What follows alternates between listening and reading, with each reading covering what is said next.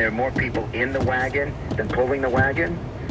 Last night was a confirmation at 7.9% unemployment, at more people in poverty, more people collecting food stamps, less people having belief in the future, more people giving up on finding a job. Last night was proof that we've actually crossed that midpoint between independence and freedom and dependency and servitude.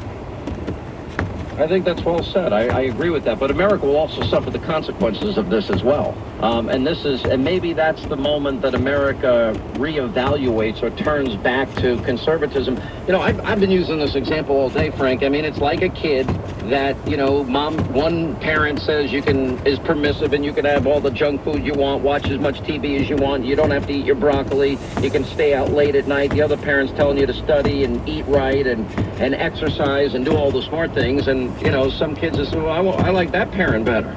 I like the one that lets me do whatever I want. And you've got a government basically saying, don't worry, we're going to take care of you, cradle to grave. And these people are mean, and they're greedy, and they're selfish, and they kill people. I think the ultimate outcome of all of this, and I really believe it's a tipping point. I really believe Paul Ryan was right in saying we have a few years to fix this. And this is the serious side or the consequences of the election. In the end here, America's debt is going to come due. We're going to have to pay the banks. We're going to have to pay China. People are going to stop investing because they're going to realize we're not going to be able to pay them back. And at some point, Greece comes into play. And that means the government will be forced to do what we could have done responsibly with far less pain. And that is that we could start balancing our budget, living within our means, reform entitlements, and do all of these things. That's not going to happen in the next 4 years. And can I offer an additional requirement, fundamental imperative, which is that we have to tell people the truth.